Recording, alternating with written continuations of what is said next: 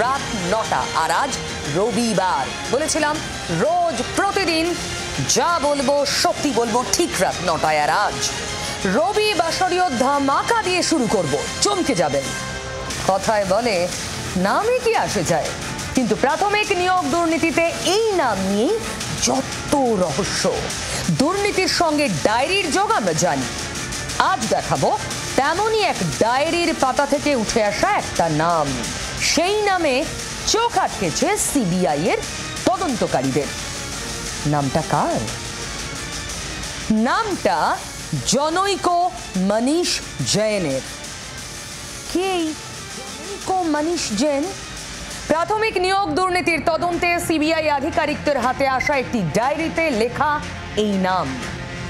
জনৈক মনীষ জৈনের নামের নিচে লেখা রয়েছে লক্ষ লক্ষ টাকার এন্ট্রি। সেই ডায়েরির পাতা দেখুন।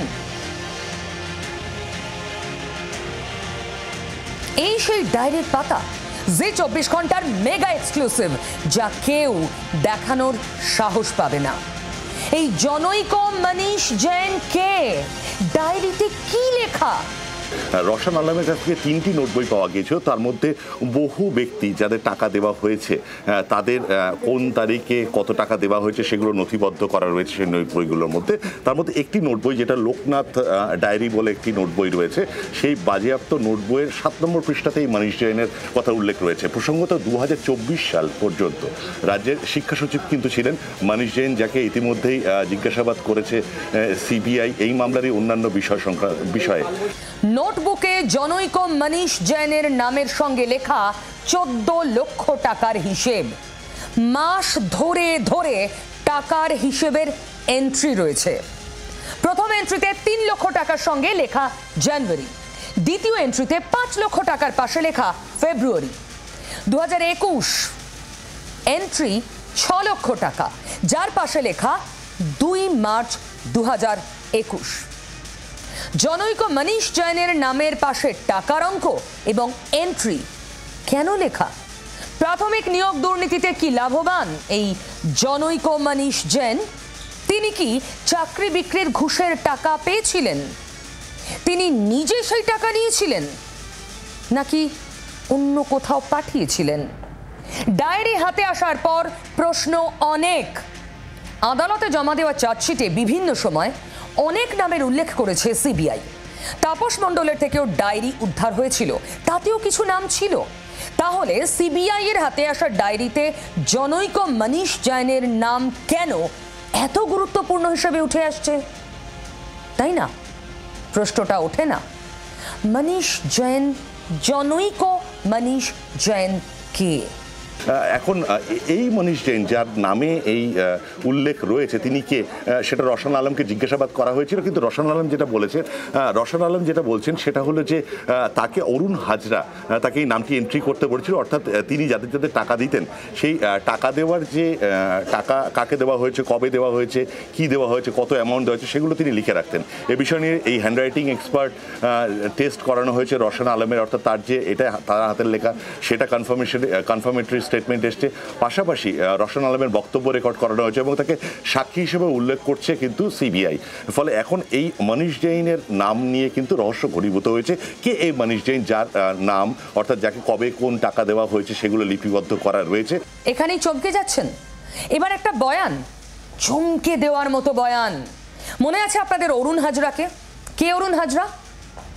দেখুন, নিয়োগ দুর্নীতির অন্যতম অভিযুক্ত সুজয় কৃষ্ণ ভদ্রের সঙ্গে সরাসরি যোগাযোগ থাকা অরুণ হাজরার নাম রয়েছে সিবিআই এর হাতে আসা ডায়েরিতে। উত্তর কলকাতার বিজেপি নেতা, যার নাম প্রাথমিক নিয়োগ দুর্নীতি মামলার সাপ্লিমেন্টারি চার্জশিটে সিবিআই দিয়েছিল। সেই অরুণ হাজরার এজেন্টের থেকে অন্তত 10টা ডায়েরি আর নোটবুক পেয়েছে সিবিআই। মূলত ঘুষের হিসেব লেখা ওই ডায়েরিগুলোতে রয়েছে একাধিক ব্যক্তির নাম। রওশন আলম নামে এক এজেন্টের থেকে পাওয়া লোকনাথ লেখা একটা ডায়েরিতেও জনৈক মনীষ জৈনের নামে চোখ আটকেছে সিবিআই এর তদন্তকারীদের। সূত্র কি বলছে জানেন? ডায়েরিতে নাম থাকা জনৈক মনীষ জৈনের পরিচয় স্পষ্ট হয়নি। এখানে জনৈক মনীষ জৈনের নামে কি লেখা? দেখা যাচ্ছে অরুণ হাজরার হয়ে টাকা সংগ্রহ করতেন মকবুল। সুজয় কৃষ্ণ ভদ্রকে কত টাকা পাঠানো হচ্ছে সেই হিসেব রাখার কাজ করতেন তিনি। আর এই কাজের জন্য মকবুল 6 মাস অন্তর 1 থেকে 2 লাখ টাকা করে পেতেন। তাহলে ডায়েরির পাতা এবং অরুণ হাজরার বয়ানে জনৈক মনীষ জৈনের নাম। সূত্রের আরো খবর, সিবিআই এর জিজ্ঞাসাবাদে ডায়েরিতে লেখা জনৈক মনীষ জৈনকে চেনেন না বলে দাবি করেছেন মকবুল হোসেন এবং অরুণ হাজরার এজেন্ট রোশন আলম।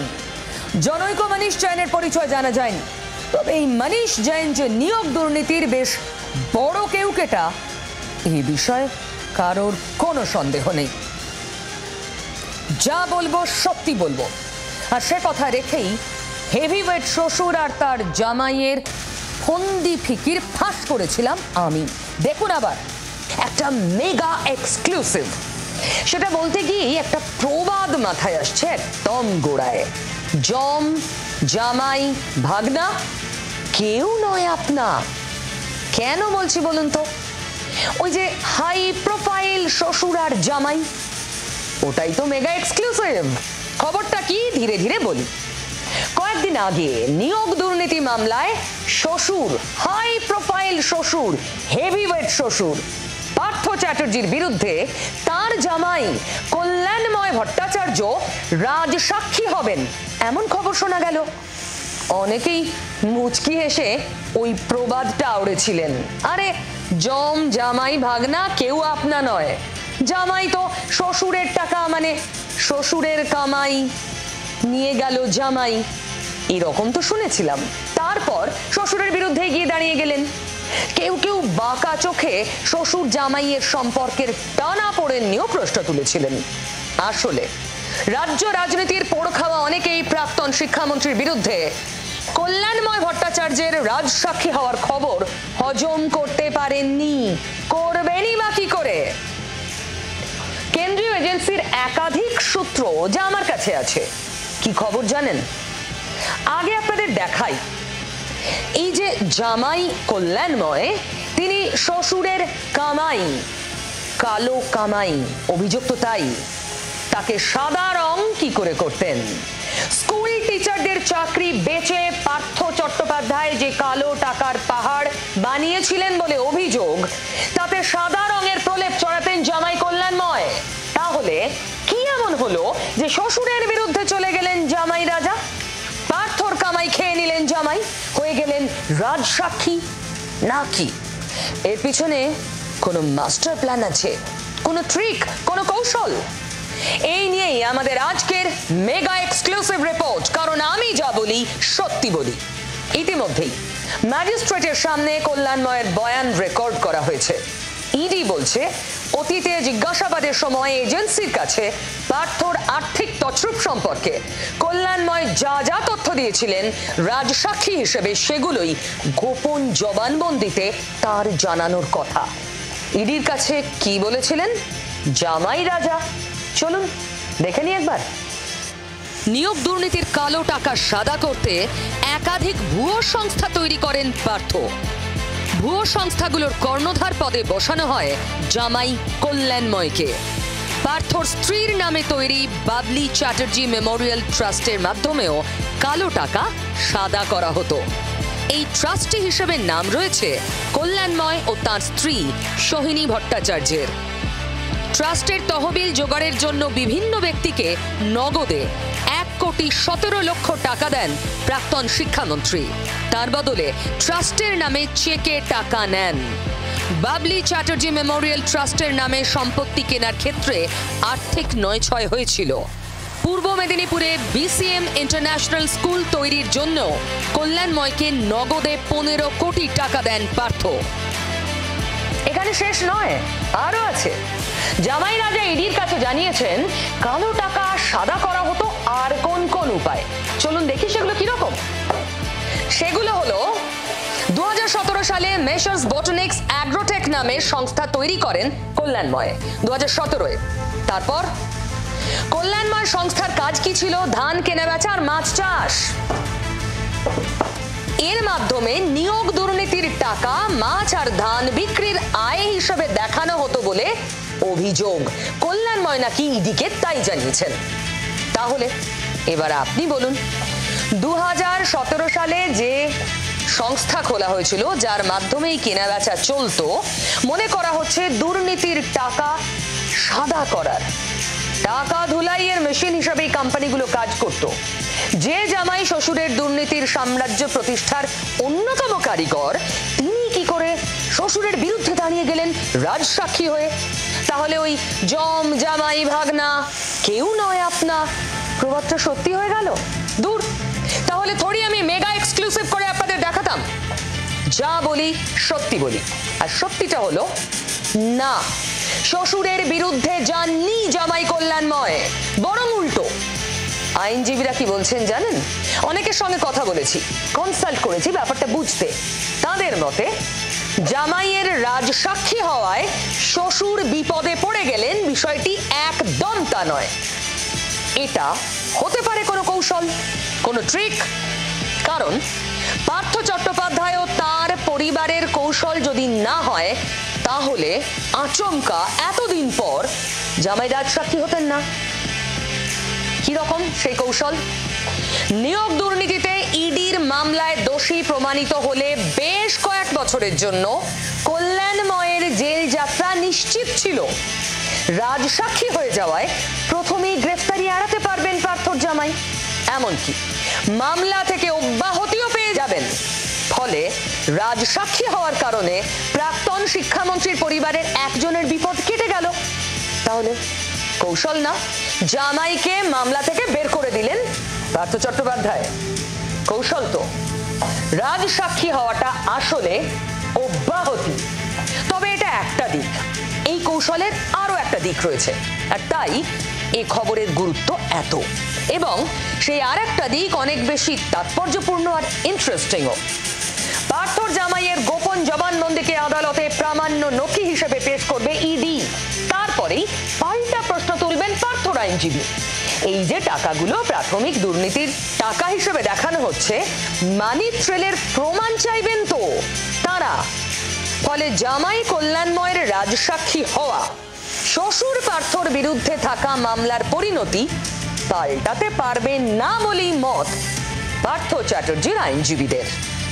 দেখা যায় যে সাক্ষীটা সঠিকভাবে হয়ে বিচার প্রক্রিয়াটাকে সাহায্য করেছে, তখন অনেক সময় তার যে শাস্তির যে পরিমাণ বা মেয়াদ সেটা অনেক সময় কমে যায়। জজ সাহেবের মনে হতে পারে that he cooperated with the investigation, সেই জন্য একটা অন্য স্ট্যান্ড নিতে পারে। বুঝলেন কি কৌশল? ভুলেও ভাববেন না এ জামাই পর হয়ে গেছে। আসলে জামাইয়ের মাথায় হাত রয়েছে হেভিওয়েট শ্বশুর মশাইয়ের। তাই জামাইকে অব্যাহতি দিতেই এই কৌশল, রাজসাক্ষী করে দেওয়ার কৌশল। সাধে বলি, যা বলবো সত্যি বলবো। এক্ষুনি আপনাদের বললাম এটা আসলে কৌশল, জামাই শ্বশুরের মধ্যে কিচ্ছু হয়নি, আসলে এটা ফ্যাক্ট। একটু আগে খবর পেলাম চার্জশিট থেকে, প্রাথমিক নিয়োগ দুর্নীতি মামলায় চার্জশিট থেকে নাম বাদ গেছে জামাইয়ের, মানে মামলা থেকে অব্যাহতি জামাইয়ের। এটাই তো ছিল টার্গেট, তাই না? তবে আইনের হাত থেকে বাঁচতে হাই প্রোফাইল শ্বশুর জামাই যতই ফন্দি আটুক না কেন, জামিন এখনো অধরা। সিবিআই এর করা মামলায় সুপ্রিম কোর্টে পিছিয়ে গেল পার্থর জামিন মামলার শুনানি। সম্প্রতি কলকাতা হাইকোর্ট তার জামিনের আর্জি খারিজ করে দেয়, আর এরপর সর্বোচ্চ আদালতের কাছে যান প্রাক্তন শিক্ষামন্ত্রী। আজ শুনানিতে সিবিআই কে 2 সপ্তাহের মধ্যে হলফনামা জমার নির্দেশ দিয়েছে সুপ্রিম কোর্ট। এদিকে অন্তর্বর্তী জামিনের মেয়াদ বাড়াতে হাইকোর্টে ছুটেছেন সুজয় কৃষ্ণ ভদ্র। রাজ্য রাজনীতিতে যিনি কালীঘাটের কাকু নামেই পরিচিত, আদালতের চাপানো শর্ত কমানোরও আর্জি জানিয়েছেন তিনি। পার্থ চ্যাটার্জি জেলে, কাকু জেলের বাইরে।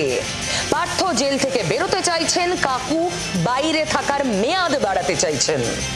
তবে পার্থ চট্টোপাধ্যায় একা কুম্ভ, যিনি জেলে রয়ে গেলেন আর বাইরে চলে এলেন শান্তনু ব্যানার্জি। ঠিক শুনছেন, আজই জামিন পেয়েছেন নিয়োগ দুর্নীতি মামলায় তৃণমূলের বহিষ্কৃত যুব নেতা শান্তনু ব্যানার্জি। 1 লক্ষ টাকার বন্ডে তার জামিন মঞ্জুর করেছে সিবিআই এর বিশেষ আদালত। এর আগেই ইডির মামলায় হাইকোর্ট থেকে জামিন পেয়েছিলেন শান্তনু। ফলে তৃণমূলের এই বহিষ্কৃত যুব নেতার জেল মুক্তিতে আর কোনো বাধা নেই। নিয়োগ দুর্নীতিতে ইতিমধ্যেই জামিন পেয়ে গিয়েছেন মানিক ভট্টাচার্য, কুন্তল ঘোষ, সুজয় কৃষ্ণ ভদ্র, জীবন কৃষ্ণ সাহা, অর্পিতা মুখোপাধ্যায়। যার দুটো ফ্ল্যাট থেকে জকের ধন উদ্ধার হয়েছিল। এবার জামিন শান্তনু বন্দ্যোপাধ্যায়েরও। ফলে জেলে গরাদের পিছনে একা পার্থ চ্যাটার্জি। শ্বশুর জামাইয়ের কীর্তির পর কাকুর কীর্তিটাও একবার দেখুন। তিনি আবার ভীষণ জ্বালায় জ্বলছেন। জ্বালার নাম কি? বাহিনী, কেন্দ্রীয় বাহিনী। কাকুর শোয়ার ঘর কবজা করছে নাকি কেন্দ্রীয় বাহিনী? বিচিত্র সমস্যা।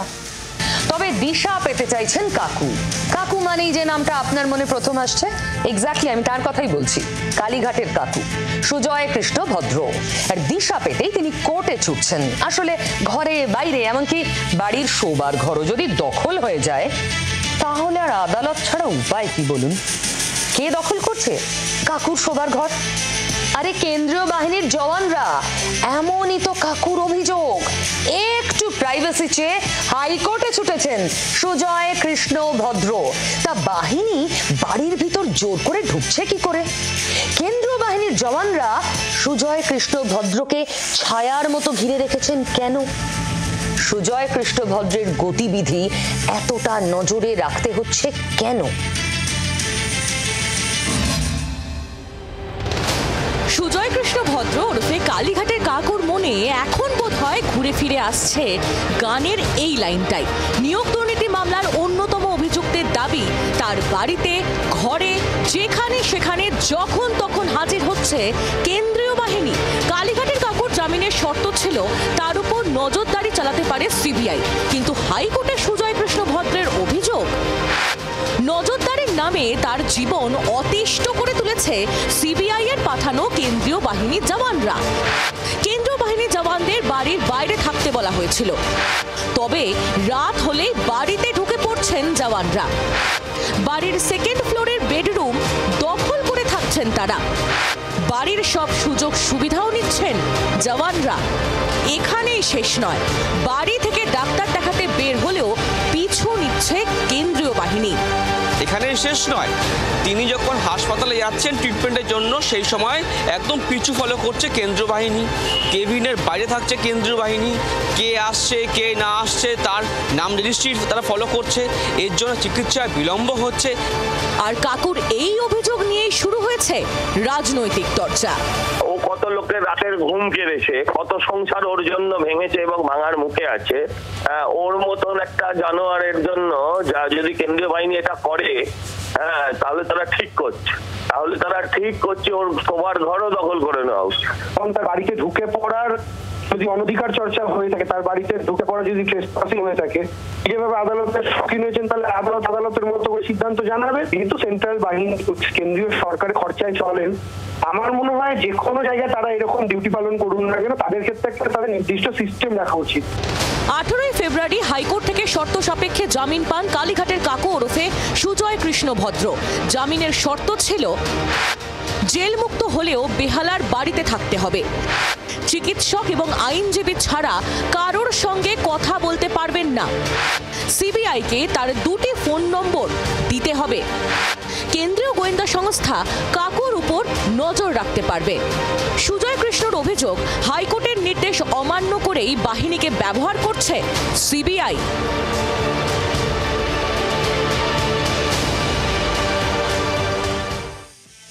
26কে টার্গেট করে অলরেডি কিন্তু ময়দানে নেমে পড়েছে তৃণমূল, এবং বেশ হোমওয়ার্ক করে 8 ঘাট বেঁধে তৃণমূলের ওয়ার রুম তৈরি হচ্ছে। তার সন্ধান দেব আমি।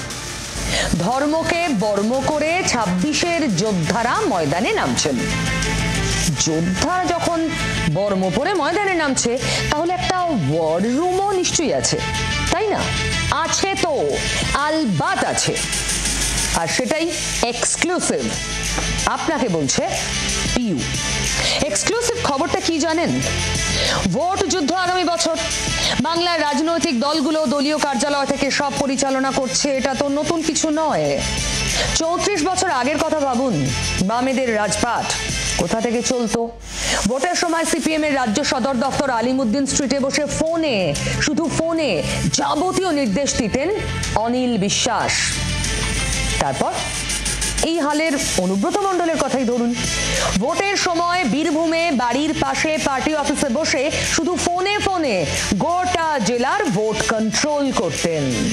এবার কি করবেন জানি না, হয়তো করবেন। কেষ্ট তৃণমূল কর্মীদের নির্দেশ দেওয়ার ছবি আমাদের পরিচিত। সবকিছু আবার 26-এ ফিরে আসছে। 26-এর বিধানসভা ভোটেও খুব স্বাভাবিকভাবে নির্বাচনী কাজের জন্য ওয়ার রুম সাজাচ্ছে তৃণমূল। হ্যাঁ, 26-এর জন্য তৃণমূলের ওয়ার রুম কোথায়, এটাই তো খবর। তৃণমূলের নতুন ভবন তৈরি হচ্ছে, আপনারা জানেন। খবরটা হলো তৃণমূল তার ওয়ার রুম পুরনো জায়গায় তৈরি করতে চাইছে। তপসিয়ায় তৃণমূল ভবন একসময় ছিল দলের ওয়ার রুম। মনে করুন সেদিন তৃণমূলের ভোট চাণক্য মুকুল রায় তখন দলের সেকেন্ড ইন কমান্ড। তৃণমূল ভবনে বসেই ভোটের কাজ দেখাশোনা করতেন। তৃণমূল ভবনে 26-এর ওয়ার রুম তাহলে নতুন করে আসছে। তপসিয়ার সেই বাড়িটাই তৃণমূলের কাছে পয়া। আগামীর রণকৌশল ওখানেই তৈরি হবে।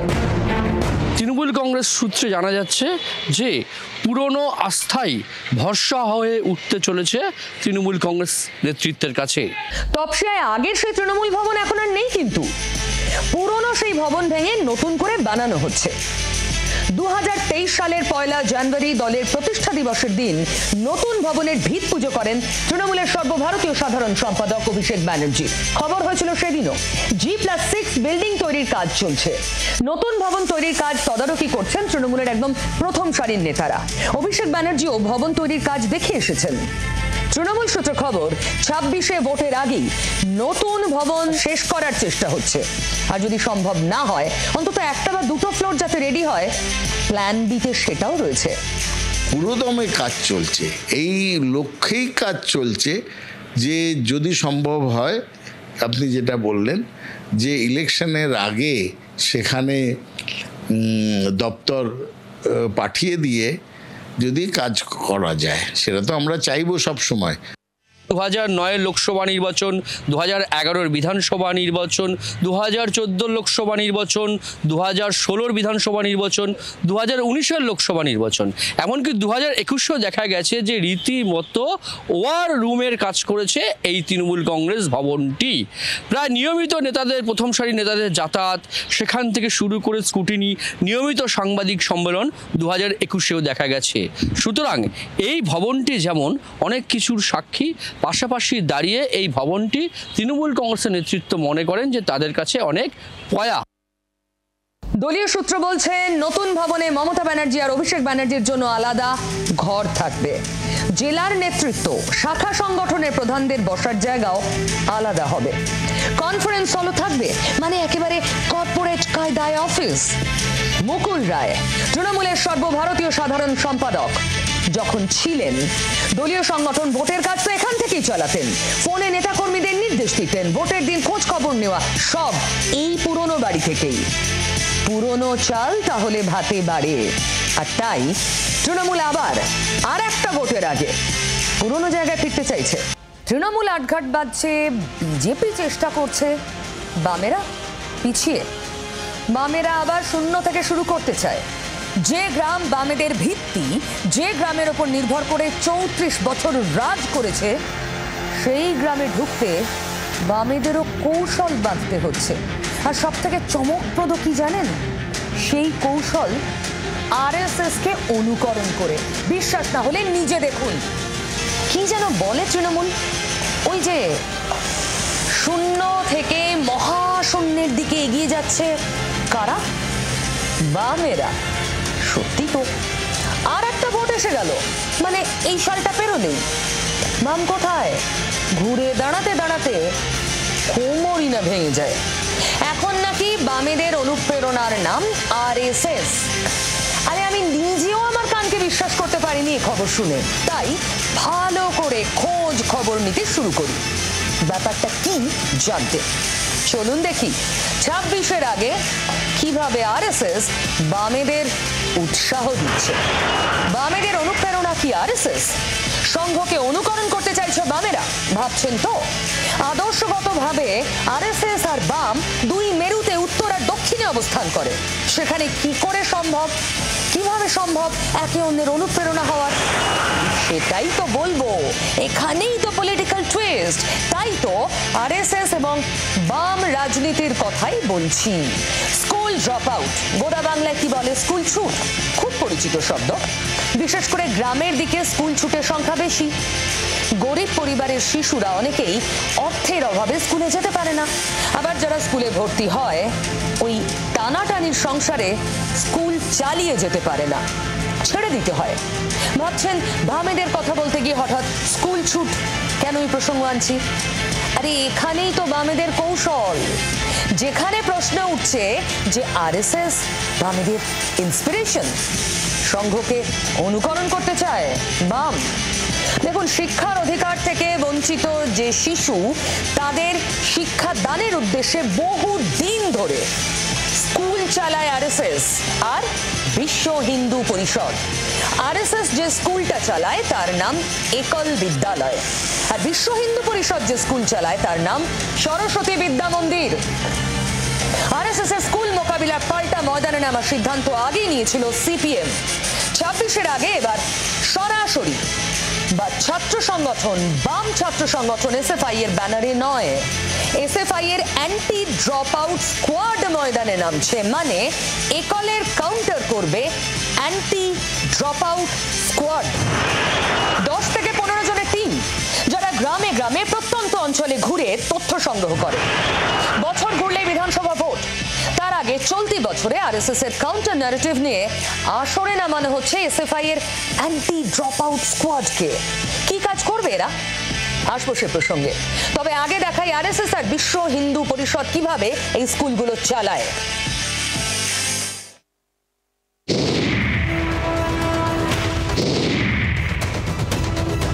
দুরকম স্কুল চালায় রাষ্ট্রীয় স্বয়ংসেবক সংঘ। মূল শিক্ষার পাশাপাশি বাচ্চাদের আচার ব্যবহার, খেলাধুলো শেখানো হয়। বিশ্ব হিন্দু পরিষদও গ্রামে একই রকম ভাবে স্কুল পরিচালনা করে আসছে অনেক দিন ধরে। একল বিদ্যালয় নামে গ্রামে গ্রামে চলে আরএসএস এর স্কুল। বিশ্ব হিন্দু পরিষদ সরস্বতী বিদ্যা মন্দির নামে স্কুল চালায়। আরএসএস এর ইতিহাস অনুযায়ী প্রথমে শুরু হয় বনবাসী কল্যাণ আশ্রম, তারপরে তার নাম হয় বনবন্ধু পরিসর। 1925 সালের বিজয়া দশমীতে প্রতিষ্ঠা। চলতি বছর 100 বছর হবে রাষ্ট্রীয় স্বয়ংসেবক সংঘের। বর্তমানে 4440টি একল বিদ্যালয় রয়েছে। পশ্চিমবঙ্গে সংঘের 336টি স্কুল রয়েছে। প্রায় 88,000 ছাত্রছাত্রী স্কুলে পড়ে।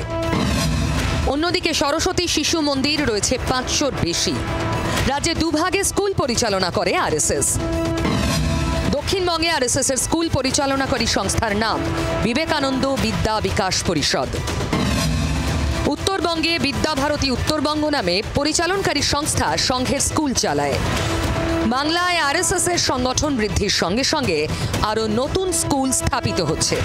গ্রামে গ্রামে প্রত্যন্ত এলাকায় স্কুলগুলো শিক্ষাদান করছে। উত্তরবঙ্গ ও জঙ্গলমহলে আরএসএস এর স্কুলের প্রসার বেশি। আরএসএস এর স্কুল পরিচালনা তো দেখলেন। এসএফআই কি করবে? তারা গ্রামের প্রত্যন্ত অঞ্চলে নজর দিয়েছে, যেখানে মানুষের জীবিকা, পরিবারগুলোর স্কুল বা কলেজ ছুট পড়ুয়ার তথ্য, পরিবারে কেউ পরিযায়ী শ্রমিক থাকলে সেই তথ্য, জাতিগত বিন্যাসের পরিসংখ্যান, এইসব সংগ্রহ করবে। মানে আরএসএস যে মডেলে স্কুল চালায় সেই মডেলে এসএফআই গ্রামে গঞ্জে যাবে। গ্রামে গঞ্জে এসএফআই কে যেতে হচ্ছে ক্ষমতাচ্যুত হওয়ার পর, বামেরা গদিচ্যুত হওয়ার প্রায় 1 যুগ পর, তাও আরএসএস এর মডেলের মতো একটা মডেল নিয়ে, যে গ্রাম এই সরকারের, বাম চালিত সরকারের ভিত্তি ছিল, যে গ্রাম হাতের তালুর মতো চিনত সিপিএম, গোটা বাম শিবির, সেই গ্রামে ঢুকতে হচ্ছে বামেদের কৌশল নিয়ে, ছক কষে, স্কুল খুলে আরএসএস এর নকল করে। কিন্তু প্রশ্ন তো উঠছেই, আরএসএস মডেলে আরএসএস এর মোকাবিলায় ময়দানে নামতে হচ্ছে এবং তা সফল হবে কি? দলের ড্রাফটের ছত্রে ছত্রে বা বিভিন্ন জায়গায় একাধিকবার মতাদর্শগত লাইন চলেছে বামেরা। এমনকি পলিটিক্যাল ড্রাফটেও আরএসএস নিয়ে রীতিমতো শব্দ খরচ করতে হয়েছে। আরএসএসের বেড়ে তোলা সংগঠন এবং আরএসএসের এই ক্রমবর্ধমানতা চিন্তায় ফেলেছিল আলিমুদ্দিনকে আগেই। কিন্তু সেই আরএসএসই কি এই মুহূর্তে অনুপ্রেরণার কাজ করছে? কারণ একল স্কুল বা সরস্বতী বিদ্যা মন্দিরের ধাঁচে এসএফআইয়ের তরফ থেকে নামানো হচ্ছে অ্যান্টি ড্রপ আউট স্কোয়াড। 1925 সালের বিজয়া দশমীর দিন সংঘের গঠন। প্রায় 100 বছরের মধ্যে গত 10 বছরে দেশের সংঘের শাখা এবং তার মিলান বেড়েছে 38,000-এর বেশি, যা মোট শাখার প্রায় 38%। পশ্চিমবঙ্গেও 2011 সালের পর থেকে বেড়েছে আরএসএস এর সংগঠন, একল বিদ্যালয়ের সংখ্যা। বস্তুত 26-এর আগে নিঃশব্দে কাজ করে চলেছে আরএসএস। অন্যদিকে বামেদের রক্তক্ষরণ অব্যাহত রাজ্যে তৃণমূল ক্ষমতায় আসার পর থেকে। ঘুরে আর দাঁড়াতে পারছে না বাম। বিধানসভা ভোট হোক কিংবা সংসদের লোকসভা নির্বাচন, কমতে কমতে কমতে বামেরা শূন্য। ওই যে বলছিলাম, শূন্য থেকে মহাশূন্যে বিলীন হওয়ার পথে বলে খোঁচা দেয় তৃণমূল অনবরত বামকে। সেই বাম শূন্য থেকে 1-এ যেতে আরএসএসকে সামনে রেখে এগোতে চাইছে। কৌশল নিতে হচ্ছে বামকে গ্রামে ঢোকার জন্য, যে গ্রাম তাদের রক্তে ছিল। যে কথাগুলো আমি বলছি, এই প্রশ্নের সম্মুখীন হতে হবে বাম নেতারা বিলক্ষণ জানেন। তা আমাদের প্রশ্ন যখন শুনলেন, তাদের কি জবাব ছিল? আর বিজেপি, আরএসএস, শুনুন। অ্যান্টি ড্রপ আউট স্কোয়াড এর আগে কোভিড পরবর্তী সময়ে আমরা যখন আশঙ্কা করছিলাম যে কোভিড পরবর্তী অর্থনীতির জন্য বহু পরিবারের গরিব বাড়ির প্রান্তিক অংশের ছেলেমেয়েরা পড়াশোনার আঙিনা থেকে ছিটকে যাবে, সেই সময় anti drop out squad activate করা হয়েছিল। নানান জেলাতে, মূলত গ্রামীণ অঞ্চলে পঞ্চায়েত ধরে ধরে অলরেডি অ্যান্টি ড্রপ আউট স্কোয়াডের ফাংশনিং শুরু হয়ে গেছে। এর আগেও অ্যান্টি ড্রপ আউট স্কোয়াডের ফাংশনিং হয়েছিল এক প্রস্থ, আমরা সেটাকেই আবার রিঅ্যাক্টিভেট করছি। এসএফআইরা আদপে তৃণমূল কংগ্রেসেরই কাজ করছে। উপরতলার তৃণমূল কংগ্রেস এবং সিপিএম নেতাদের মধ্যে সমঝোতা হয়ে গেছে। তারা ভোটের সময় এলে নো ভোট টু বিজেপি করে। রাজ্যে স্কুল ছুটের সংখ্যা সমানে বাড়ছে এবং বাড়বে। তার কারণ হচ্ছে রাজ্যে বিগত 15 বছর, অ্যাপ্রক্সিমেটলি 15 বছরে কোনো কর্মসংস্থান হয়নি, কোনো এসএসসি ঠিকমতো হয়নি, কোনো চাকরির পরীক্ষা দুর্নীতিবিহীন হয়নি। ইন্ডাস্ট্রিয়ালাইজেশনের কোনো অ্যাটমসফিয়ার না থাকার জন্য এখানে এন্টারপ্রেনারশিপ, স্টার্ট আপ বন্ধ হয়ে গেছে। অথচ কলকাতা হচ্ছে গোটা ভারতবর্ষের এমএসএমইর হাব। এসএফআই এর রাজ্য সম্পাদক যাই বলুন না কেন, আরএসএস এর মডেলে এসএফআই এর অ্যান্টি ড্রপ আউট স্কোয়াডকে ময়দানে নামিয়ে 26-এ বামেরা ঘুরে দাঁড়াতে পারে কিনা লাখ টাকার প্রশ্ন। কারণ একটার পর একটা ইস্যু ফেল করেছে বামেদের। আরজিকর ফেল। আরজিকরের পরেই 6টা উপনির্বাচন হলো, 6-0 তৃণমূলের। বামেরা কোথায়? এখন যাদবপুরকে আঁকড়ে ধরার চেষ্টা। পারবে আরএসএস কে সামনে রেখে ঘুরে দাঁড়াতে? কোমর সোজা থাকবে তো? তবে যাই বলুন, চেষ্টা করতে শুরু করছে। সমস্যা তো বাংলাদেশ নিয়েও। বাংলাদেশ নিয়ে মাথা ব্যথা আমাদের দেশেরও। এই মুহূর্তে হালে পানি পাচ্ছে না ইউনূস আর তার সাগরেদরা। দেশের মধ্যে কি হচ্ছে? অনেকেই মনে করছেন, বিশেষজ্ঞরা, যে খুব দ্রুত মিলিটারি কু হতে চলেছে বাংলাদেশে। শেখ হাসিনা, তার ভবিষ্যৎই বাকি। এই অবস্থায় আমাদের প্রধানমন্ত্রীর সাক্ষাৎ প্রার্থী মোহাম্মদ ইউনূস, আমরা সাড়া দেব না। স্পষ্ট বার্তা আমাদের। দেখুন বাংলাদেশ পরিস্থিতি। এত দেখাচ্ছি, আমাদের পড়শি দেশটা দেখাবো না? তুলসী গাছে কাঁটা নেই, আমরা সবাই জানি। তা সত্ত্বেও তুলসী কাঁটা হয়ে বিঁধছে, আর তা নিয়ে চিন্তায় ঘুম গেছে আমাদের প্রতিবেশী বাংলাদেশের অস্থায়ী প্রধান মোহাম্মদ ইউনূসের। চিন্তা হবে না? ঘুম যাবে না? বাইডেন প্রশাসনের নিঃশব্দ সমর্থন নিয়ে এতদিন তো নিশ্চিন্তে সরকার চালাচ্ছিলেন ইউনূস সাহেব, তাই না? মাঝে একবার মার্কিন মুলুকে উড়ে গিয়ে পুরনো বন্ধু বিল ক্লিন্টনকে জড়িয়ে ধরেছিলেন। সেই সময় তাদের রোম্যান্স নিয়ে চর্চা কি সোশ্যাল মিডিয়ায়। কিন্তু সুখ ক্ষণস্থায়ী, টিকলো না বেশি দিন। ডেমোক্র্যাটদের সরিয়ে ওয়াশিংটনের মসনদে আবার বসলেন রিপাবলিকান ট্রাম্প। তিনি আবার দেশের গোয়েন্দা প্রধানের দায়িত্ব তুলে দিয়েছেন কাকে? ওই তুলসী গ্যাবার্ডের হাতে। নাম শুনে অনেকেই ভাবতে পারেন কমলা হ্যারিসের মতো তুলসীও ভারতীয় বংশোদ্ভূত, কিন্তু না, তার সঙ্গে ভারতের কোনো যোগই নেই। তবে তিনি হিন্দু ধর্মে বিশ্বাসী, তাই তুলসী গ্যাবার্ডি ভারতে এসে প্রধানমন্ত্রী মোদী, প্রতিরক্ষা মন্ত্রী রাজনাথ সিং, জাতীয় নিরাপত্তা উপদেষ্টা অজিত ডোভালের সঙ্গে দেখা করেছেন। এর সঙ্গে বাংলাদেশের সংখ্যালঘু হিন্দুদের ওপর লাগাতার আক্রমণে উদ্বেগ প্রকাশ করেছেন, আর তাতেই ঘুম উড়ে গেছে ইউনূসের। তার দেশের রাতারাতি বিবৃতি জারি করেছে ঢাকা, দাবি করেছে সেখানে নাকি হিন্দু, বৌদ্ধ, খ্রিস্টান সব সংখ্যালঘু নিরাপদে রয়েছে। ভারতে এসে অযথা সব বিভ্রান্তিকর কথা বলছেন তুলসী গ্যাবার্ড, কিন্তু তবু বিবৃতি দিয়ে তুলসী কাঁটা তুলতে পারছেন ইউনূস।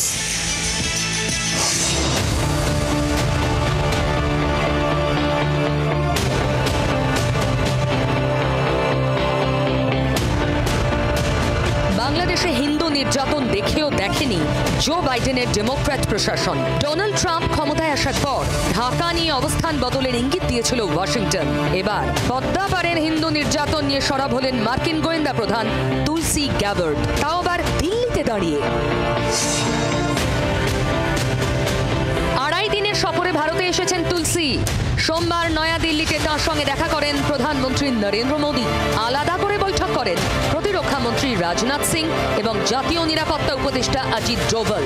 পরে একটি বেসরকারি সংবাদ মাধ্যমে দেওয়া সাক্ষাৎকারে বাংলাদেশের মৌলবাদী সন্ত্রাস ও হিন্দু নির্যাতন নিয়ে উদ্বেগ প্রকাশ করেন তুলসী। বলেন, বাংলাদেশে দীর্ঘদিন ধরে নির্যাতন, খুনের ঘটনা দুর্ভাগ্যজনক।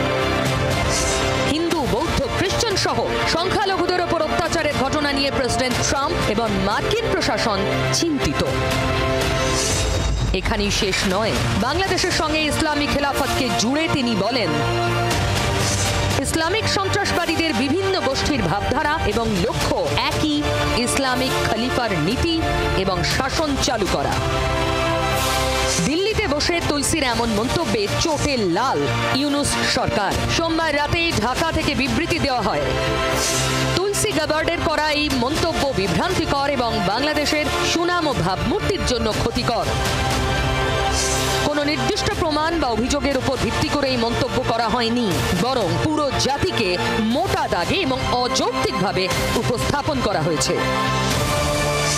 বিবৃতিতে ইউনূস সরকার আরও জানিয়েছে, বাংলাদেশকে ইসলামী খেলাফতের সঙ্গে যুক্ত করার মানে দেশের জনগণ বিশ্বজুড়ে তাদের বন্ধু এবং অংশীদারদের কঠোর পরিশ্রমকে ছোট করে দেখা, যারা কিনা শান্তি, স্থিতিশীলতা, উন্নয়নের জন্য প্রতিজ্ঞাবদ্ধ। ওপার বাংলার অন্তর্বর্তী সরকার যাই বিবৃতি দিক না কেন, তুলসী বানে ইউনূস আর তার শাগরেদরা বেশ বিপাকে পড়েছে। উচিত হয়নি বাংলাদেশের সরকারের পক্ষে যে ট্রাম্প প্রশাসনের তরফের যিনি এসেছেন তুলসী গ্যাবার্ডির বক্তব্যকে খণ্ডন করার, বিবৃতি অস্বীকার করার, এবং এর ফলে যেটা হওয়ার সম্ভাবনা আছে যে আমেরিকান প্রশাসন নজরদারি রাখবে বাংলাদেশের উপরে। যে সংখ্যালঘুদের উপরে কিন্তু অত্যাচার চলছে, সেই পরিস্থিতিটা নিয়ে কিন্তু তুলসী গ্যাবার্ড উদ্বেগ প্রকাশ করেছে খুব স্বাভাবিকভাবেই। কেননা ভারত মার্কিন যে সম্পর্ক, যে বন্ধুত্বের সম্পর্ক, এবং শুধু তাই নয়, সারা পৃথিবী জুড়ে যে সাম্প্রদায়িক সম্প্রীতির যে বাতাবরণ তৈরি করা প্রয়োজন, এই সংখ্যালঘুদের উপর অত্যাচার সেটার পরিপন্থী। সেই জন্য এটা নিয়ে উদ্বেগ জানিয়েছেন তুলসী গ্যাবার্ড মার্কিন প্রশাসনের পক্ষ থেকে এবং ভারতীয় নেতৃত্ব। নিন্দুকরা বলছেন, কূটনৈতিক মারপ্যাচ সামলাতে কথায় কথায় নতুন প্রভু খোঁজে বাংলাদেশ। ভারতকে চাপে রাখতে কখনো চীনা জুজু দেখায়, কখনো আবার পাকিস্তান প্রীতি বাড়িয়ে তোলে। তুলসী কাঁটা সামলাতে ইউনূস সাহেব এবার কোন প্রভুর দ্বারস্থ হবেন তা নিয়ে চর্চার শেষ নেই। রোজের মতোই কথার ফাঁকে খুব গুরুত্বপূর্ণ কয়েকটা খবর এক ঝলকে।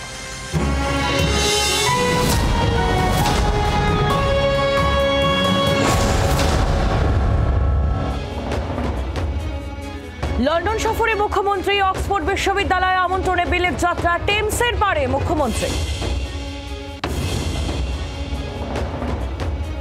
দিলীপ ঘোষের কুকথা স্রোত, এবার পাশে শুভেন্দু। দিলীপের পাশে দাঁড়াতে গিয়ে শুভেন্দু নিউটন তত্ত্ব। তৃণমূল আটকালে বিজেপির নেতাকর্মীরা জবাব দেবে, হুঁশিয়ারি শুভেন্দু অধিকারী। লড়াইয়ে নেত্রী মমতার সেনাপতি অভিষেক, সেনাপতিকে নিযুক্ত করে ব্যাটন তুলে দিয়েছেন মমতা। ফ্যাম্পা টিএমসির সম্মেলনে পোস্টার চর্চার মধ্যেই ব্যাকরণ শেখালেন বাবুল সুপ্রিয়, পাল্টা সুকান্ত মজুমদারের।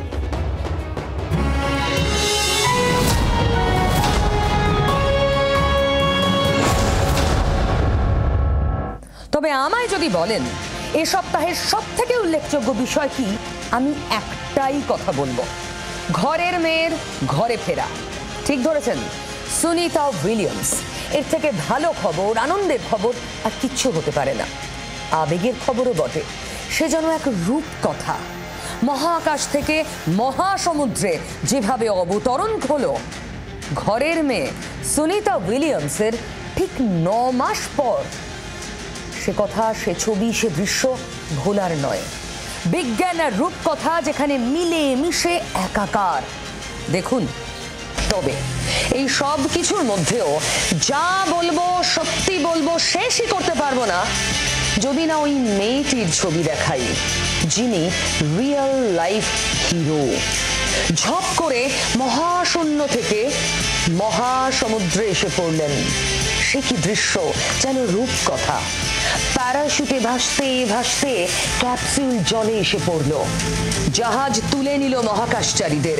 সিনেমার মতো এসব দেখতে আমাদের ভালো লাগে, কিন্তু দেখে মনে হয় না বাহ কি সহজ যেন সবকিছু। কিন্তু দেখতে যতটা সহজ ততটাই কঠিন বাস্তব। সবটা আসলে অঙ্ক, সামান্য ভুলচুক সব শেষ। সেই আশঙ্কাই তো ছিল আমাদের মনে। সুনিতা নিরাপদে দেশে, পৃথিবীতে, ঘরে ফিরে আসতে পারবেন তো? বারবার মনের কোণে উকি দিচ্ছিল কল্পনা চাওলা নামটা, ভয়ে আতঙ্কে আমাদেরও। গোটা বিশ্ববাসী প্রার্থনা করেছেন সুনিতা উইলিয়ামসের জন্য। তারপর সেই রূপকথার অবতারণ। We right there have our first view of Dragon Freedom coming home to Earth. Crowd here very excited as Dragon Freedom continues to make its way.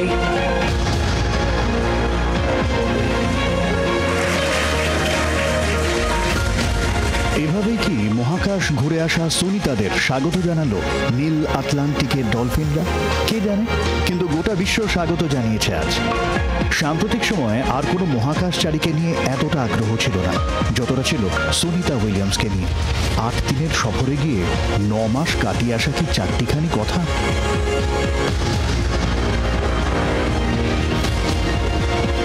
And splashdown, Crew 9 back on Earth.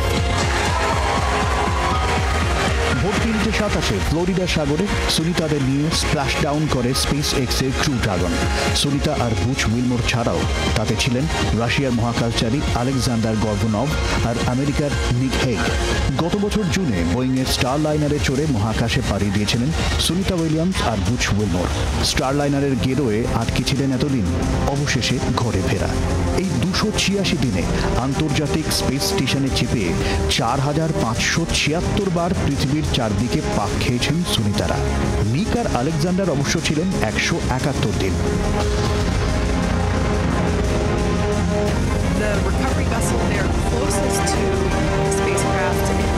সুনিতাদের আনার জন্য আগেই সেখানে পৌঁছে গিয়েছিল মার্কিন নৌসেনা বাহিনীর জাহাজ। ক্রু ড্রাগনের ক্যাপসুল থেকে একে একে বের করে আনা হয় নভোশ্চরদের। হাইড্রোলিক সিস্টেমে তাদের তোলা হয় জাহাজে, কারণ তাদের এখন আর দাঁড়ানোর ক্ষমতা নেই। বসে শুয়ে থাকাও কষ্টকর। তবে হাসি মুখে বেরিয়ে আসেন সুনিতা, হাত নেড়ে সম্ভাষণ জানান গোটা বিশ্বকে। এতদিন যাপন ছিল ভেসে ভেসে, যেখানে কোনো মধ্যাকর্ষণ টান নেই। এবার পাল্টে গিয়েছে পরিবেশ। চেনা কিন্তু এতদিনে অচেনা হয়ে যাওয়া পরিবেশে মানিয়ে নেওয়াই বড় চ্যালেঞ্জ এখন সুনিতাদের কাছে। আপাতত তাদের ঠিকানা হিউস্টন জনসন স্পেস সেন্টার। এবার পৃথিবীর সাথে মানিয়ে নেওয়ার পালা। ব্যুরো রিপোর্ট, জি 24 ঘন্টা। কি যে স্বস্তি না, ঘরের মেয়ে ঘরে ফিরতে পেরেছে সুস্থভাবে। আজ ভোর 3:27 নাগাদ আটলান্টিকে অবতরণ সুনিতা উইলিয়ামস আর বুচ উইলমোরের নিরাপদে প্রত্যাবর্তন জানিয়েছে নাসা। সুনিতারা যখন ফ্লোরিডার সমুদ্রে নামলেন তাদের যেন স্বাগত জানাচ্ছে গোটা বিশ্ব, আর ওদের প্রতীক হয়ে, ওদের প্রতিনিধি হয়ে গুটি কয়েক ডলফিন। কি দৃশ্য! বোয়িং এর স্টারলাইনার অঙ্কে ফেল করেছিল, তার জেরে 9 মাস আটকে থাকতে হয়েছিল সুনিতাদের। অঙ্কে পাশ করলেন ইলন মাস্কের স্পেস এক্সের ড্রাগন। কিভাবে ঘরে ফেরা? মঙ্গলবার রাত 1:05 মহাকাশযানে যাবেন মহাকাশচারীরা। স্পেস এক্সের ড্রাগনে যাবেন সুনিতা, বুচ সহ 4 জন মহাকাশচারী। স্পেস স্টেশন থেকে বিচ্ছিন্ন হয় স্পেস এক্সের মহাকাশযান। পৃথিবীর বায়ুমণ্ডলে প্রবেশ করার পর সাবধানতা আরও বেড়ে যায়। হাওয়ার প্রবল ঘর্ষণে উল্কা যেরকম ধ্বংস হয়ে যায়, সেই বিপত্তি কাটাতে নিয়ন্ত্রণে আনতে হয় গতি। পৃথিবীর বায়ুমণ্ডলে প্রবেশের পর কমানো হয় গতি। গতি কমাতে প্রথম দফার প্যারাশুট খুলে যায়, কিছুক্ষণ পর খোলা হয় দ্বিতীয় দফার প্যারাশুট। তারপরেই ধীরে ধীরে আটলান্টিকের বুকে ফ্লোরিডার টালাহাসি উপকূলে মহাকাশযানের স্প্ল্যাশ ডাউন। এরপরেই উদ্ধারকারী জাহাজ পৌঁছয়, বোটে করে আসে উদ্ধারকারী দল। খোলা হয় মহাকাশযানের দরজা। 3 নম্বরে বের করে আনা হয় সুনিতা উইলিয়ামসকে। স্ট্রেচারে করে বেরিয়ে আসেন 59 বছরের ভারতীয় বংশোদ্ভূত মহাকাশচারী। এক গাল মুখে হাসি নিয়ে হাতও নাড়েন। একদম শেষে বের হন বুচ উইলমোর।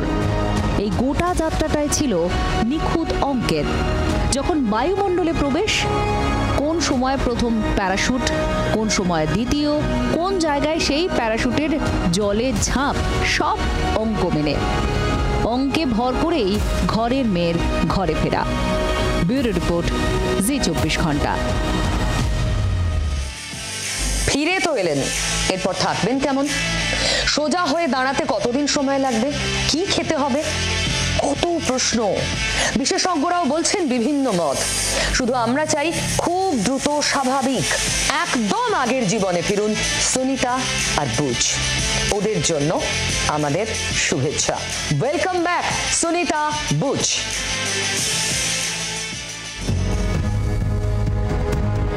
সাধারণত আন্তর্জাতিক স্পেস স্টেশনে 6 মাস করে কাজ করতে হয় মহাকাশচারীদের, কিন্তু গত বছর সুনিতা উইলিয়ামস আর বুচ উইলমোর গিয়েছিলেন 8 দিনের জন্য। কিন্তু সেটাই যখন 6 মাস পার করে 9 মাসে চলে যায়, তখন সমস্যা হয় বই কি। কি সমস্যা হতে পারে?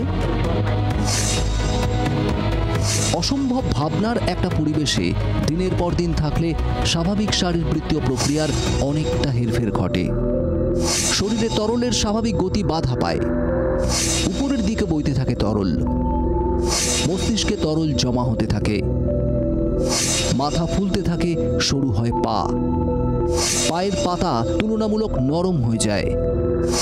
শুরুর দিকে স্পেস সিকনেস থাকে, হাড় স্বাভাবিক ক্ষমতা হারাতে থাকে, অস্টিওপোরোসিসের আশঙ্কা থাকে, চোখে রক্ত সঞ্চালন কমে দৃষ্টিশক্তিতে প্রভাব পড়ে, মহাকাশের নানা বিকিরণে ক্যান্সারের শঙ্কা থাকে।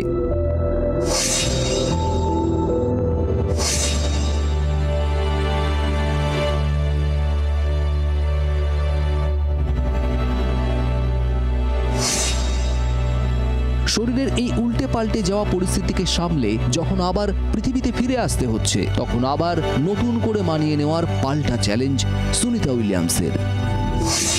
মাইক্রোগ্র্যাভিটিতে একাধিক প্রভাব, হাঁটা চলার শক্তি থাকে না, সোজা হয়ে বসাও কঠিন, শক্ত জায়গায় বসা কষ্টকর, শরীরে অস্থিরতা, মাথা ঘোরা, রোগ প্রতিরোধ ক্ষমতা কমে যায়। আরও একাধিক শারীরিক সমস্যার ধকল সামলাতে হয় মহাকাশচারীদের। সুনিতাদেরও হবে। এই এতদিন থাকার পরে এই যে আমাদের বোন স্ট্রাকচারটা পুরো পোরাস হয়ে গেছে, একটা স্পঞ্জের মতো হয়ে গেছে, ফুটো ফুটো হয়ে গেছে। এই মুশকিল কি, সামান্য একটু টোকা মারলে কিন্তু মট করে ভেঙে যাবে। ফলে এই সময়টা হচ্ছে মোস্ট ভালনারেবল পিরিয়ড। আপাতত ওনাদের যে অবস্থা, নাসা যেটা খুব বলে যে একটা পেন্সিল তুলতে ওনার খুব অসুবিধা হবে, কেননা গ্র্যাভিটি ওনাদের কাছে এখন বিশাল একটা ভারী জিনিস, একটা পেন্সিলও প্রচণ্ড ভারী মনে হবে। উনি যদি হাফ কিলো একটা জিনিস তোলেন, হাতের হাড়টা হয়তো ভেঙে যেতে পারে। এবং এই পিরিয়ডে অ্যাবসোলুট মেজার নিতে হবে যাতে ওনার উপরে কোনোভাবে স্ট্রেস না পড়ে। এই কারণেই আপাতত কোয়ারেন্টিনে থাকতে হবে সুনিতা সহ বাকি 4 মহাকাশচারীদের। সমুদ্র থেকে তুলে আনার পর প্রাথমিক চিকিৎসা, তারপর ফ্লোরিডা থেকে হিউস্টনে নিয়ে যাওয়া হয়েছে সুনিতাদের। নাসার জনসন স্পেস সেন্টারে চলবে চিকিৎসা। ব্যুরো রিপোর্ট, জি24 ঘন্টা।